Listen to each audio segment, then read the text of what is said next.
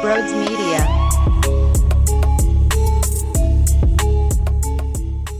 Hey everyone, just a couple quick notes before we dive into the action. Time is running out to enter the Ben Simmons City Edition jersey giveaway. Over my Twitter, @Brodes81, pinned to the top of the profile, explains the rules. Every Wednesday, a new giveaway is active, and Wednesday we will choose the winner for this Ben Simmons jersey, so make sure you are involved. Second, if you're new to the channel, make sure you hit that subscribe button, and also smash that like button. It means the world to me. Final here. Every Tuesday and Wednesday at 4 p.m., I go live on Twitch playing NHL 21, MLB The Show, Call of Duty, you name it. I play video games over on Twitch Tuesdays and Wednesdays, 4 p.m. Eastern Time. Make sure you head on over to my Twitch, twitch.tv/Brodes_media, and you can enjoy the ride of the emotional video game side of Brodes. So make sure you check that out. All right, everyone, thank you so much, and enjoy the show. What's going on, everyone? The Sixers won Game 1. We all know that. I want to talk more about what we saw. I also want to talk about possibly what we will see in Game 2. And we'll start here, though, and I think it's fair to start in this particular situation, and that's Tobias Harris. Tobias Harris was just absolutely sensational, and he took control. He looked at it as an initiative here. I'm going to be the guy. I'm going to elevate my game. I will be the player that needs to step up when Joel Embiid is unavailable on the floor, and that's what he did all season long, which doesn't make it surprising, but it's absolutely beautiful to witness. There's going to be a difference between the Washington Wizards and later teams, but you put yourself in this position as a franchise by winning a ton of regular season games where you can breeze through. And I don't think that's ridiculous to point out. You know, one of the discussions I hear about this team right now in the city is, well, why are you so focused on this long run instead of just appreciating the run that you're on and take it game by game? And I'm not disagreeing with that mindset. There should be a way to settle down, bring all the emotions down, stop looking so ahead, stop looking so big picture with this playoff run, and just appreciate the journey that they are going to put you on. To counter that, though, when you are a number one seed, you raise your expectations. This is the price you pay when you become a team that has high expectations. You think LeBron James and the Cleveland Cavaliers over the last handful of seasons, those fans in Cleveland were just rah-rahing through round one, or were they thinking about getting to the championship? Same with the Lakers last year, same with the Golden State Warriors when they went on their runs. It's no longer about, well, I just want to enjoy that first round. This is part of the beast. If you become a number one overall seed in the Eastern Conference, if you become a powerhouse, the bar is raised. And now as fans and as a city, we need to acknowledge that you're a good team. You're a damn good team. And you should be able to have a cakewalk in the first round where naturally we start thinking ahead on what does this mean when we start seeing competition that can somewhat I say, counter your stars, counter your good depth, counter your coach, things of that nature. What does it look like then? So it's not ridiculous to do it. I wish there was a way that we can snap our fingers and everyone is in the moment.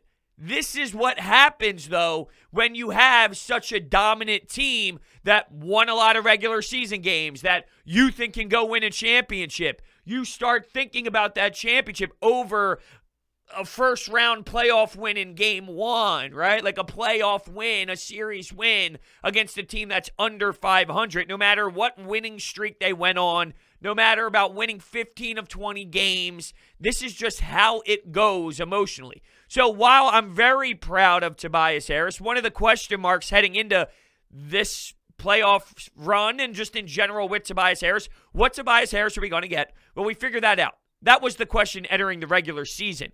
What version of Toby is Doc going to pluck out? And you got probably the best possible option ever. If you were to write down what you wanted Tobias Harris to be, it would be lower than what you got, which is amazing. Then the question started surfacing, can he do it when it's the fourth quarter in a playoff game? We saw him do that throughout the entire game, mostly the first quarter, but you needed him to do it when Joel Embiid wasn't available. So Kevin Kincaid, I love his work. He does a lot for Crossing Broad, and he covers the Sixers specifically. He went down into depth on the versatility of Tobias Harris in his 15 field goals. There was video involved as well, and it's just magnificent. So I want to point out what exactly went down, just to put it in perspective and just so you can have that content available for you. So here's the 15 different ways that he was able to get his buckets. 1, catch and drive and attack the rim. That's what we discussed all Tobias Harris season long. Quicker with the decisions, knowing what he was going to do with the basketball before he came his way.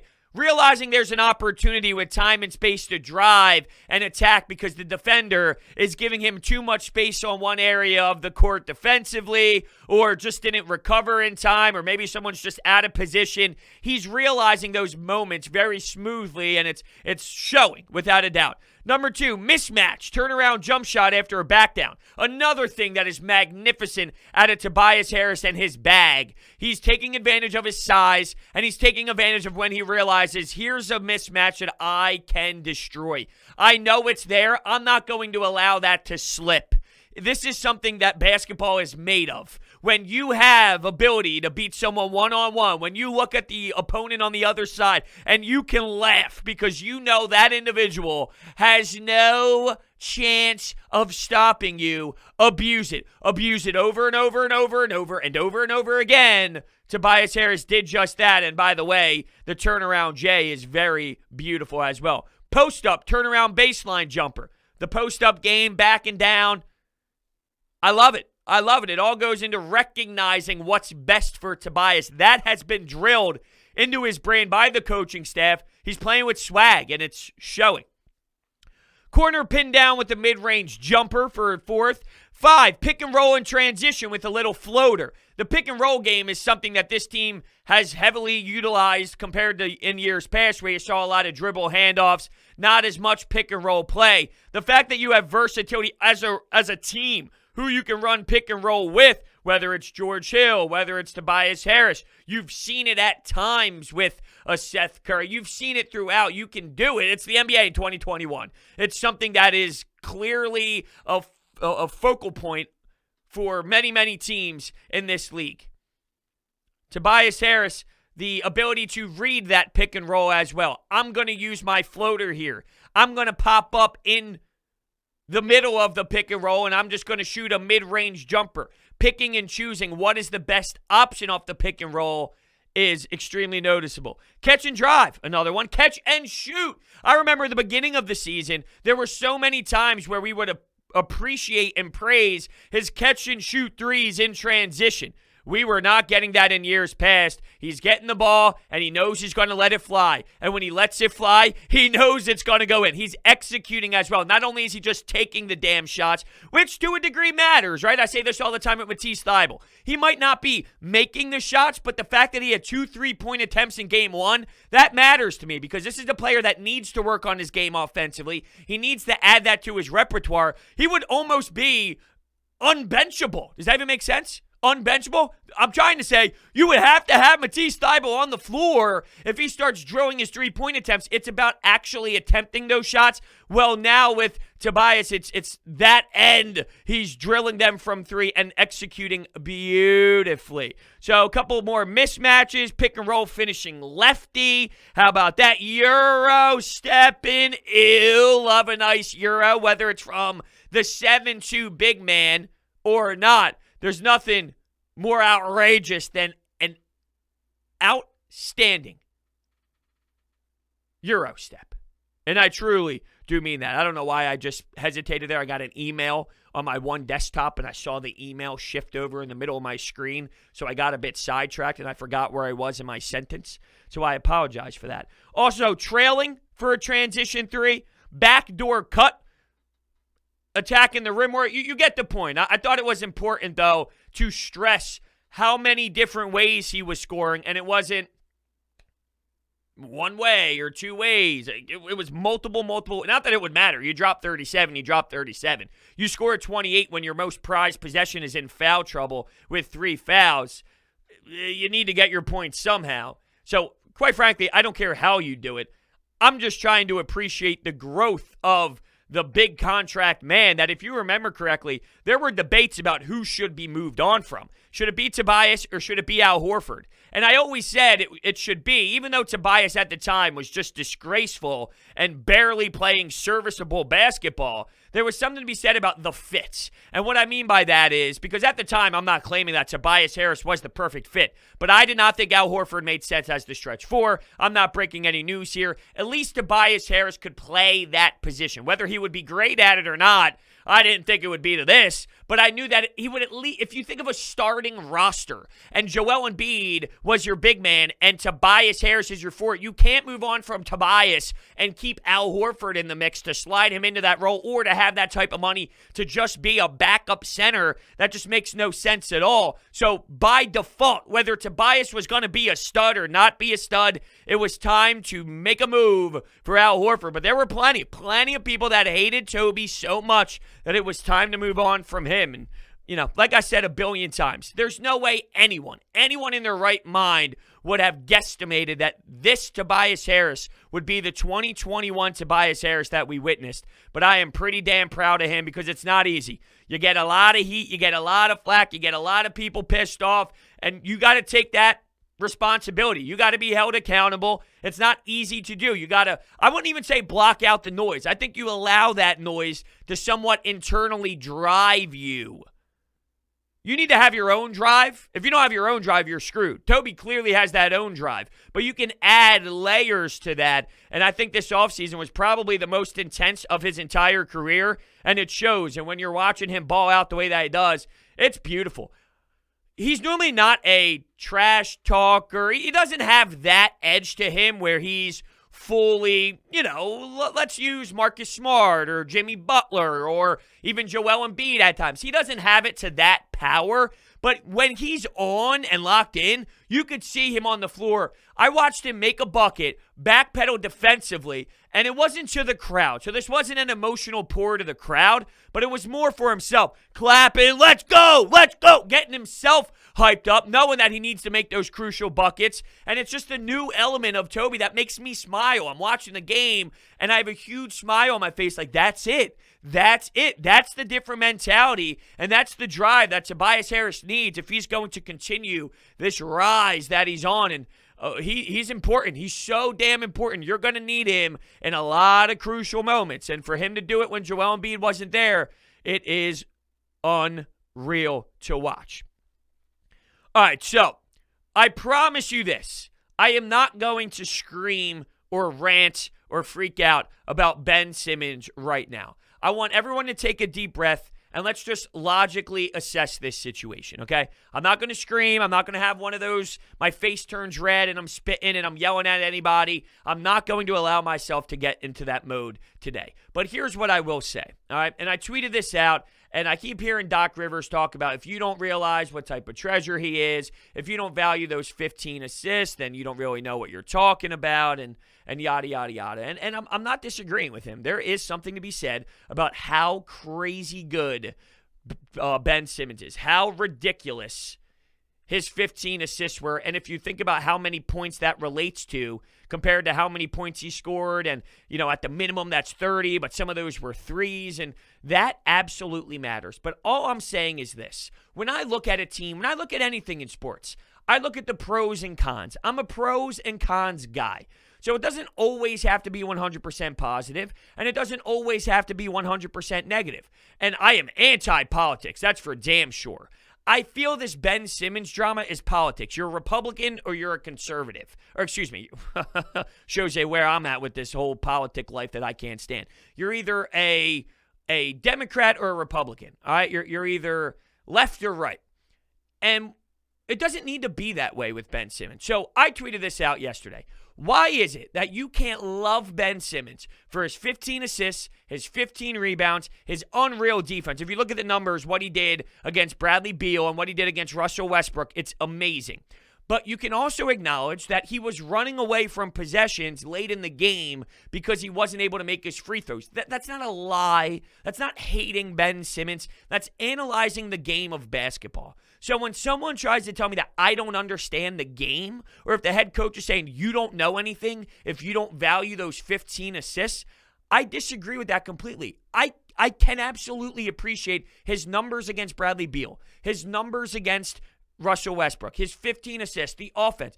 But I'm also acknowledging that the guy that runs your offense can have the ball in his hands, and he's actually running away from the ball, and that's resulting in turnovers. And you know what? I've said this a billion times this year. It's possible Joel, Tobias, Seth, Danny, players could make up for that flaw for Ben Simmons. Quite frankly, I think it can happen. It can happen, but it now makes it way harder on your other players. And that's true. That's reality. That is a fact. It doesn't mean I hate Ben. It doesn't mean I don't like his game. I see it all. I see it all. You can look at him as a player, analyze him, and be in awe for 90% of what he does. You could be in awe for the 10% that can change the way you operate in the back. Like, we're talking about 3 minutes to go in the fourth quarter. Can we talk about how serious of a time that is in a basketball game? I'm not asking about quarter 2 with 3 minutes to go in the first half. I'm talking about quarter 4. So I don't know why it has to be one or the other. Why can't it be where, and I know because playing the middle sucks, and being in the middle of something, you have to have a take or you have to have a view on it. Well, my view is this. He's amazing. He's an incredible basketball player, and this is why he frustrates me so much. With that being said, like, it's all true, though. It's all true. It really is. So I'm sorry if a couple moments here and there I did get a little high energy and a little rise and a little blood boil. But I think we can objectively look at this situation without it turning into you hate him, you love him, you'll never criticize him, you over-criticize him. He does have that personality to him, and he is that way. I mean, he's a figure in this town. By the time we're done with the Ben Simmons era, we're going to look back and go, how the hell did we sit through that? Because now that Wentz is gone, and we look back at the Wentz thing, now that Jalen Hurts is talking, I kind of go, wow, I can't believe we sat through a whole year, a whole season of that drama. And that was 1 year. By the time Ben Simmons is out of town, it's going to be X amount of years, and it's going to be a long, long time of this, and we're going to be like, wow, how did we sit through this? But I think it's fair. I do. I think it's fair. It would be unfair to not look at bad things as well as looking at good things. And that doesn't mean you don't appreciate it. It's just objectively looking. There's things to look at with Joel. He's improved tremendously at passing the basketball out of the double team. There's still some ugly moments where he tries to go cross court. It ends up getting picked off. There's problems with this team's transition. It doesn't make you a bad fan. It doesn't make you a bad person. You're just analyzing the team, and no team is perfect. So just because they win a basketball game, to act as if the only thing that matters is praising all the good and pretending that the bad doesn't matter, and this is when it ties into enjoying the moment compared to analyzing the team and what they can do for a natural run and a Larry O'Brien trophy run and a potential to win that. Well, it's all kind of combined here. While you look at the positives, you look at the negatives. What does that mean for game 1? What does that mean for game 2? What does that mean for another series? It's just natural as a sports fan, and I think the aggressiveness and the obsession with one way or the other, it's tearing this city into a crazy asylum, unfortunately, and that's where we're at. But you know, that's sports here. We care about the sports here a lot, and that's what makes Philly Philly.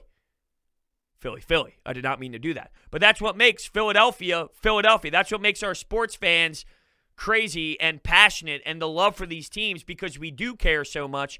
But there needs to be a tone back on both sides. I'll relate it to politics, and I know that's annoying to some, but that's the way it is. You have your extreme lefts and your extreme rights, and all those people, in my opinion, are flat-out jerk-offs. Let's tone it back a little bit and get back to some objective views here and normalize politics to the most normalized level that you possibly can. We got to do that with Ben Simmons as well, because we're going to drive ourselves crazy when it shouldn't be this way. It shouldn't be. It should not be this way where you win a game and the whole topic is you hate him, you love him, you hate him, you love him. No, you can look at it all. You can look at it all where he's strong in a lot of areas and his downfall hurts you in one big area. And that doesn't mean his 15 assists doesn't matter. The 8 offensive rebounds are extremely important. All that matters. All of it. Everything that Ben does and doesn't do matters. And it's okay to accept that. So that's kind of where we're at with that topic. It's not going anywhere. So that's clear.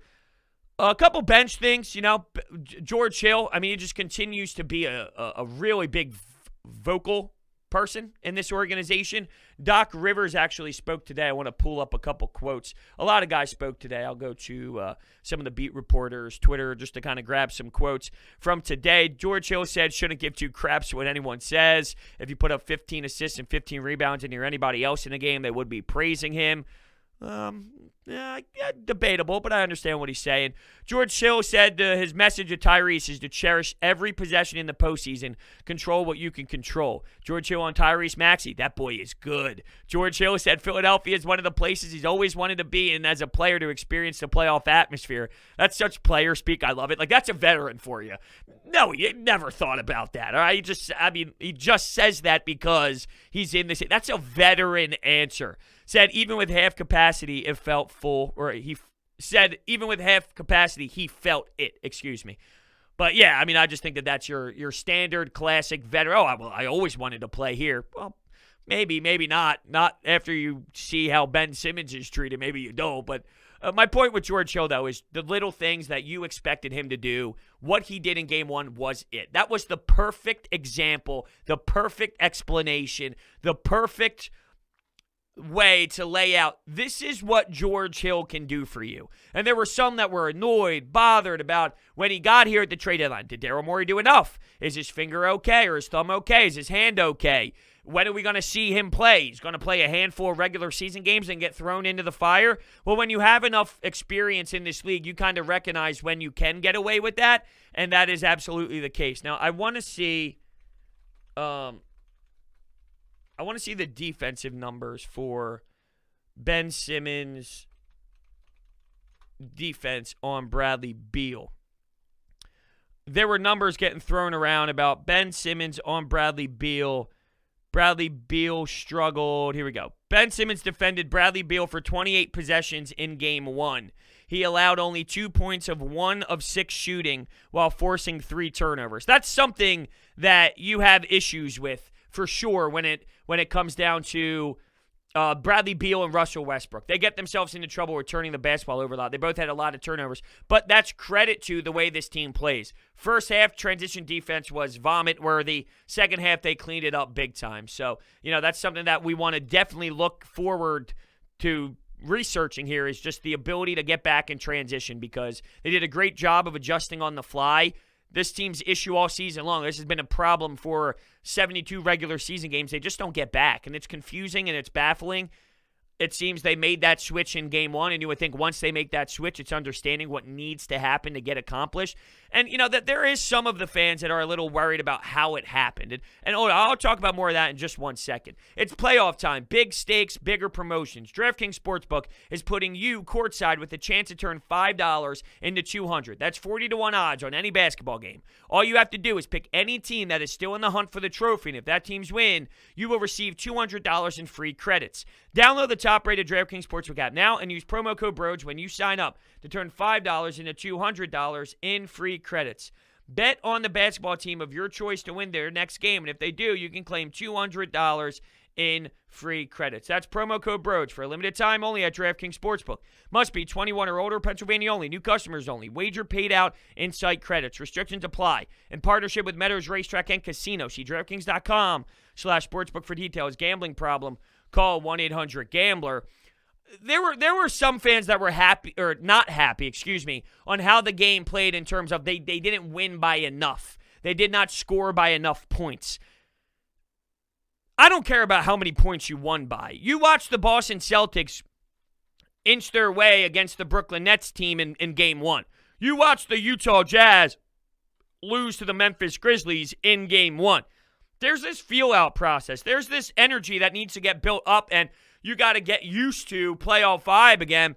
No team just comes out of the gate perfect. No team just comes out Game 1 and shreds their... You're not going to win by 20, 25, 30 points in playoff games. The Wizards are not good. They're playing Raul Neto. Think about that. The guy that blows and was ripped apart here and should have never even played is starting on the Wizards. Alex Len is starting for the Wizards. This team is an embarrassment, but they're still in the playoffs for a reason. So there's a mix there. I know that kind of sounds like it contradicts itself, but there's a mixture. They stink, they do, but they're also here for a reason. You don't win in the playoffs by 30, 35, 40 points. It doesn't happen. I know the Bucks shot their lights out. Shot the lights out of the building against the Miami Heat, crushing 7,000 threes in the first quarter against the Miami Heat. But that's the outlier. That's not the norm. Of course, things do happen, but it's not the standard. It's not the basics here.